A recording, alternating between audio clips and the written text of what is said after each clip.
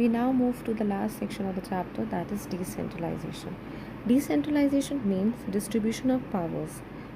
In India, when the powers were taken from the central and the state government and were given to the third new level of government called as local self-government, the process is known as what? Decentralization.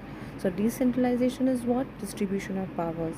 Why the powers were distributed? Why decentralization was done in India? Because as I always say in my lectures that India is the seventh largest country. To manage it, to administer it, it was not so easy. It was a very difficult task.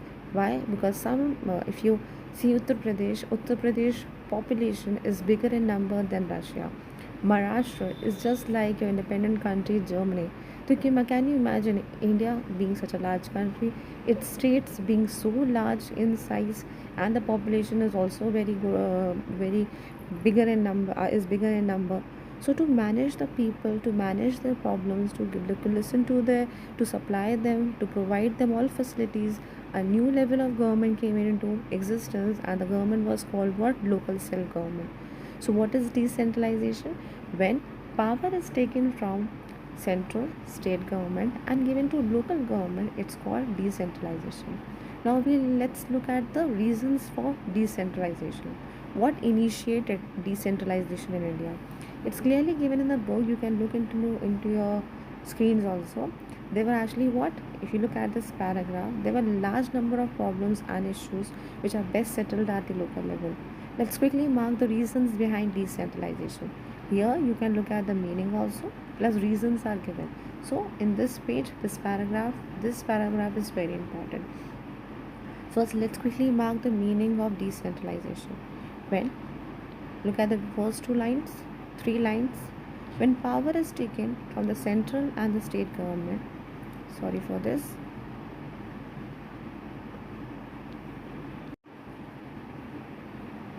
So when power is taken from the central and state and given to local, the process is known as decentralization.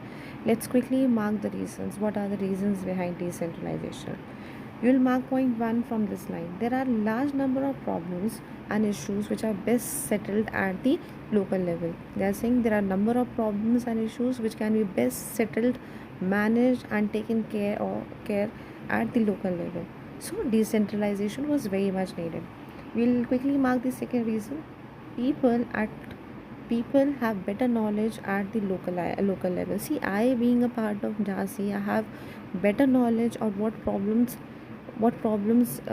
people of Jhansi are facing.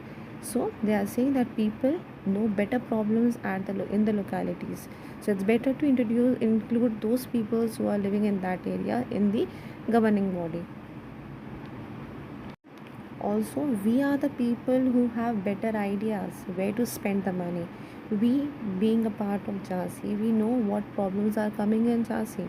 Is health not up to the mark? Is education not up to the mark? If our roads not clean and properly made? We know what are the problems. So we the people of the local area, we can settle the problem very well. So the first point is what? There are large number of problems and issues which can be best settled at the local level, and people at the local level are well aware of the problems the people are facing. So this level, the local self government was introduced in India. Also, third point says what? They also have better ideas where to spend money. As I have explained, we know better where we have to spend money in Jhansi. What all failures are found in, what failures are in Jhansi, and what area, what field demands more expenditure, more investment. Fourth point, at the local level, it is possible for the people to directly participate in the decision making. See, we do not have enough resources and we do not have enough time also to run, and we are not chosen leaders also, so that we can sit in the state government and participate in decision making. So what happened to include the people at the local level in the day-to-day decision making, or maybe to just communicate the problem. This third level of government was introduced. That is the local self government. So in total, you have four reasons behind decentralization. Again, repeat with me, what is decentralization? When power is taken from central state given to the third level of government, local self government, that is the local self government, it is called what? Decentralization. The reasons are there are large number of problems and issues at local level. People there have better idea, people there have better knowledge, and people there, if at the local level, if they are included in decision making, they'll be giving the best solutions for the problems. So that's why this local self government concept was very important in India. Now let's come to the next column to this line. I'll just make you underline a small point here. The point is to show that earlier in India, local self government was not given much importance. Here you can see clearly a line is written. Sorry. So now the third level came into India. The level was known as what? Local self-government.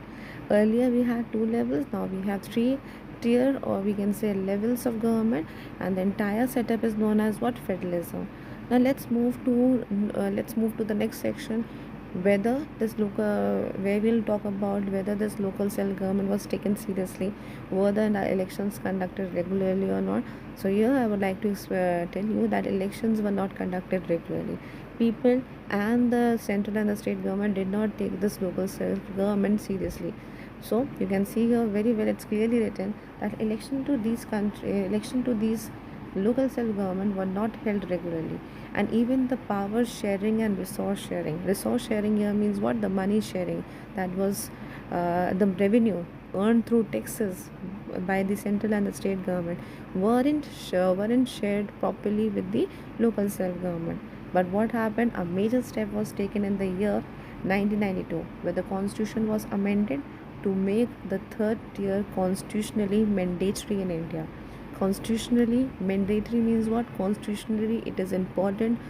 The following points should be followed in respect to what? Local self government. As I told you, local self government wasn't at all taken seriously. The elections were not conducted regularly, powers were not shared, resources were not shared. So the amendment of 1992 was very, very important. Here constitution amended and written, and in constitution it was written that India will now have the third level of the third tier of government, that is the local self government, and such clauses, such powers, such points should be followed in respect to local self government. So this portion is very important. You should know a major step toward decentralization was taken in which year? 1992. And what was that step? The constitution was amended. Changes were made in constitution to include the powers, the rights of the local self government. The first point was what? It is constitutionally mandatory to hold elections for what? Local self government. See, people were not at all serious about it. And when something is made constitutionally, if something is written in constitution, that things become what? Legally valid in the country. So the constitution demanded what? That local self government will have regular elections as the other governments are having. So you can look at the first point, which is given in the second column, that now it is constitutionally important to hold regular elections for what? Local government body. Again, whatever things we have noticed for the central government and the state government, that some seats will be reserved for SC, ST and OBC, here the same concept will be applied. First, you should have what? Regular elections. Secondly, some seats will be reserved for ST, SC and OBC. Reservation for women will be how many seats? 1/3 of the seats will be reserved for the for women. Let's come down and look at the other points. If you all remember, in class 9 we have learned that in order to conduct elections in the country, we have what? An independent organ, that is called election commission. Here also the constitution highlighted, the constitution amended to conduct the state government elections. We will have what? State election commission. And what's the role of the election commission? They see that no frauds are there, no malpractices, no kind of injustices done at the time of voting. So here an independent institution called the state election commission was made in the country. And the last important point is that the state government will have to share the power and the revenue with the local government. What is revenue? Revenue is the earning, and we know the government receives earning how? Through the taxes imposed on the common people. So what happened? What we have learned today, we have learned the meaning of decentralization. What is decentralization? When power is taken from central state given to the third level. The third level is what? The local self government. Why was it done? What was some problems can be best settled at the local level? Local lights have better ideas of dealing. They know better in what places the money has to be invested. In order to just provide all the solutions at the local level, the new local self government was introduced into India, into the functioning. So in the last video we have learned that what is decentralization, the reasons behind decentralization, and the amendment of the year 1992, which made it constitutionally important or mandatory to have elections to local self-government. Some more reservations were done. Some more reservations seats were reserved for SC, ST, OBC. Seats for women were 1/3 only, and an independent election commission was made in order to conduct the elections honestly with no frauds and malpractices in the country. So now let's understand this third level of government called the local self government. Now this local self government are operative at the local rural area, rural level and the urban level. So let's understand first the local self government at the rural level. The system, the entire setup is known as what? As Panchayati Raj system. As you can see here, I will not be using the book because the bookish language is not that sufficient, so I have used this diagram to make the I'll be using this diagram to make the concept clearer in your brain. So let's understand what is this Panchayati Raj system. Remember, the local self-government at the rural level is known as what? Panchayati Raj system. Here we have the legislative organ as the Gram Sabha as the legislative organ, Gram Panchayat as executive, and Nyay Panchayat as judiciary. Now this Nyay Panchayat is not mentioned in your book, so if you do it and if you do not know do it, it's not going to affect your score in the exams. So remember, the three organs are what? Legislative, executive and judiciary. And what are the bodies known as? The legislative organ is known as the Gram Sabha, executive is Gram Panchayat, and judiciary is Nyay Panchayat. Now, Nyay Panchayat's role is what? To provide justice on small criminal cases, not the major ones, but small minor cases are discussed here, and justice is delivered.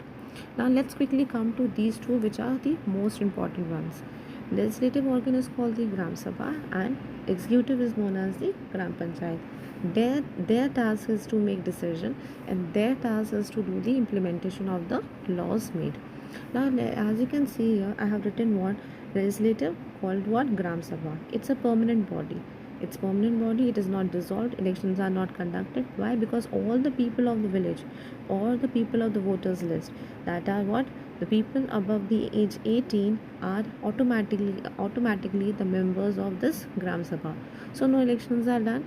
So automatically everyone, the one who is attaining the age of 18, will be called the member of the Gram Sabha. So that's why it's written here what? Permanent body. So Gram Sabha, it's a permanent body. All people of the village, that is the voters list, and the people above 18, and whatever age they have, they are of, they are the member of the Gram Sabha. Now their task is what? They meet at least twice and thrice in a year. They meet how many times? They meet twice and thrice in a year. Why do they meet? What's the objective behind this? What's the objective? They meet in order to review or approve the budget, and in order to check the functioning of the Gram Panchayat. Actually, this Gram Panchayat is the most important one. Actually, they are implementing the laws in the rural area.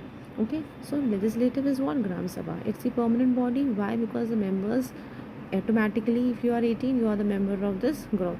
So there is no kind of election, no kind of removal of any member. So this is a permanent body. Okay. How many times do they meet in a year? They meet twice and thrice. And why do they meet? They meet in order to review the budget, approve the budget, and to check the functioning of the Gram Panchayat. Now let's come to Now let's come to this executive organ. Executive is called the Gram Panchayat is known as the executive organ. It's a temporary body in nature. Why it is temporary? As executive, like our prime minister at the central level, they are elected again and again at a period of tenure of 5 years. Same way, there also the members are elected with a gap of what, with the tenure, how much they can, how much is the tenure, it's 5 years, and after the completion of 5 years, 5 year, the new members of Gram Panchayat are elected. So that's why it is called what, temporary body. And here in the bracket I have mentioned 5 years. That means after 5 years, new ministers, new leaders will be selected here. So it's temporary in nature. Okay, and who does the selection, who does the election to this group? It's the Gram Sabha. Remember, members, who are the members here? All the people of the village above 18 are its member, and these people then elect the members of the Gram Sabha. So it's temporary body. Why? Because its existence is just for 5 minutes. The minister, the sarpanch is only for 5 years, and Gram Sabha elects its member. Now the members are called what? The members here are called Panch, and the leader, the head, is known as what? President or Sarpanch. Now this entire data is given in your book, and here with the help of this diagram I have demarcated, I have properly explained each and every point. Hope you have understood.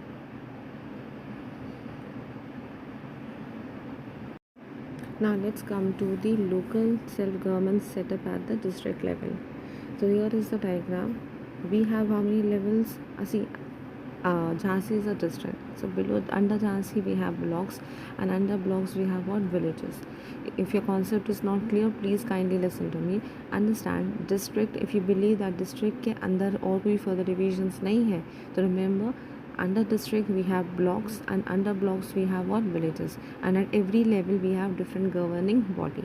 So here let's study the local self-government structure at the district level. So district level is counted as the top level.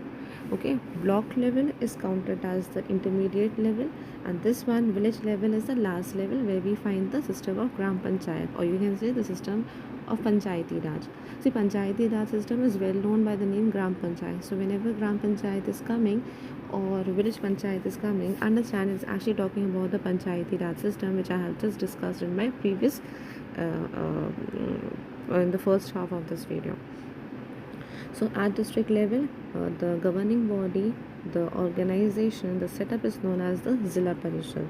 Okay, at the block level we have Panchayat Samiti, also known as Mandal, also known as Janpad, also known as block. Okay, blocks.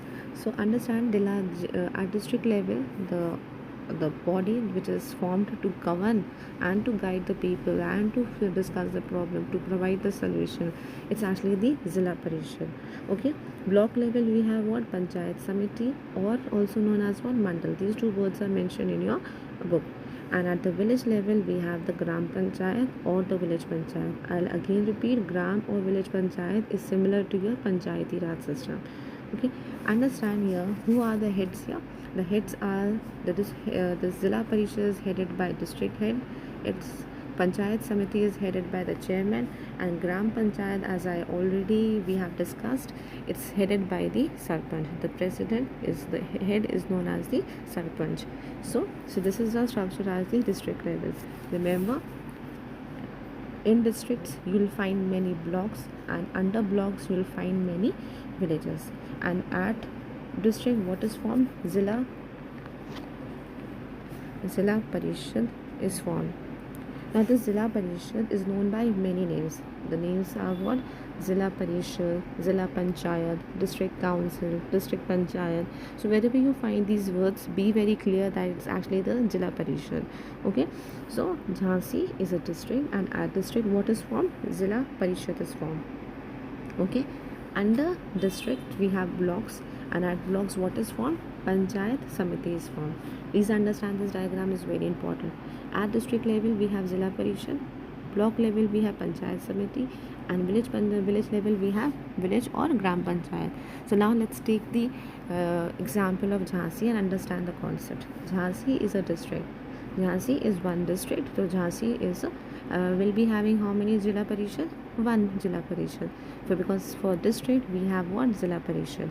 Now under Jhansi we have how many blocks? We have 8 blocks. Understand, Jhansi is a district, and district के अंदर we have 8 blocks. 8 blocks, and the blocks are what? Babina, Chirgaon, Gursarai. These are the examples of the blocks. You can find more names or all the names on Google. Just for your understanding, I'll take the well-known places, the names of the well-known places. The names are what? Babina, Gursarai, Chirgaon. Okay, these are the blocks. तो Jhansi district के अंदर district होता है, तो district के अंदर आपको blocks मिलेंगे और ब्लॉक्स के अंदर आपको बहुत सारे विलेजेस मिलेंगे. तो झांसी डिस्ट्रिक्ट है तो क्या बनेगा यहाँ पे? ज़िला परिषद बनेगा. जहाँ जहाँ पे ब्लॉक्स, अगर 8 ब्लॉक्स है तो how many panchayat samitis will be form? 8 panchayat samitis will be form. Okay, and suppose I have taken the example of Babina. Babina is a block in Jhansi. It's a block name. So जब Babina is a block and under Babina how many villages are coming? 84 villages are coming. Can you imagine 84 villages? And in 84 villages how many gram panchayats will be formed? 84 gram panchayats will be formed or not? Say yes or no? Yes, yes. How many villages are there? 84. So how many gram panchayats will be formed? 84 gram panchayats will be formed. For this understanding we should have the knowledge of this diagram. Understand, district पे क्या बनता है? ज़िला परिषद. Okay, block level पे क्या बनता है? पंचायत समिति. विलेज लेवल पे क्या बनता है? ग्राम और विलेज पंचायत. तो झांसी एक डिस्ट्रिक्ट है, कितनी ज़िला परिषद बनेगी? 1. कितने ब्लॉक्स आते हैं? कितने ब्लॉक्स आते हैं झांसी में? 8. So how many panchayat samitis will be form? 8 panchayat samitis. Okay, and villages are many. For example, Babina being one block has 84 villages. So how many gram panchayats will be formed? 84 gram panchayats will be formed. Same way Gursarai. Gursarai is one of the block of Jhansi. Gursarai is one of the block of Jhansi, and this Gursarai is a block, and under this block we have 114 villages, if I am not wrong. I may be wrong here also, it may be old information also. So Gursarai is a block. What will be formed? Panchayat Samiti will be formed at Gursarai. Under Gursarai how many villages are coming? 114 villages. So in all the 114 villages you will find 114 gram panchayat.